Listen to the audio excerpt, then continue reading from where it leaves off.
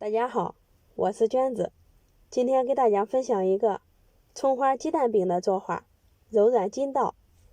我们先准备400克的面粉，加入6克食用盐，倒入240毫升的温水和面，边倒水边搅拌，搅成大面絮以后，下手揉成面团。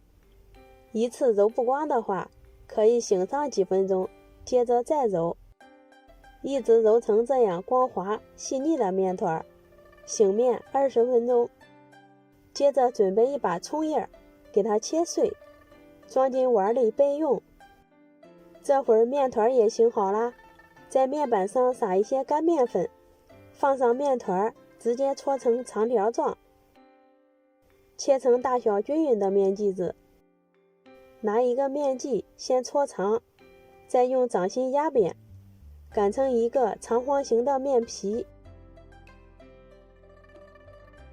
在上面抹一层猪油，没有的话也可以用花生油或菜籽油代替，我觉得放猪油烙出的饼更香。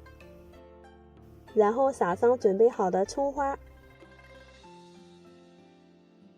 从下边给它对折起来，边卷边按压紧实，掂起两头轻轻地拉长，从一头给卷起来，增加饼的层次。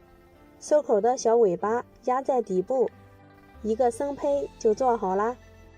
全部做好以后，再松弛5分钟。接下来在碗里打上3个鸡蛋，充分的给蛋液搅散备用。5分钟过后，拿出第一个做好的面剂，压扁擀成一个薄圆饼。生胚醒过之后，很轻松就擀开了。在平底锅里刷上一层油，开小火加热，放入擀好的生胚，烙制饼皮一面微防，翻个面，在上面倒上2勺鸡蛋液，用刷子将蛋液刷均匀。蛋液稍微定型以后，再次翻面，另一面也倒上鸡蛋液，同样的用刷子刷均匀，烙上30秒，再次翻面，烙至两面金黄，饼子就熟了。给它抖一下层次，这个饼特别的软和，出锅装盘喽。咱们的葱花鸡蛋饼就做好啦，馋到你了没？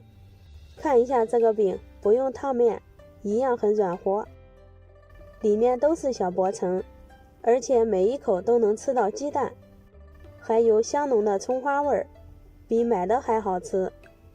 做法也不难，喜欢的朋友可以试一下。我们明天见。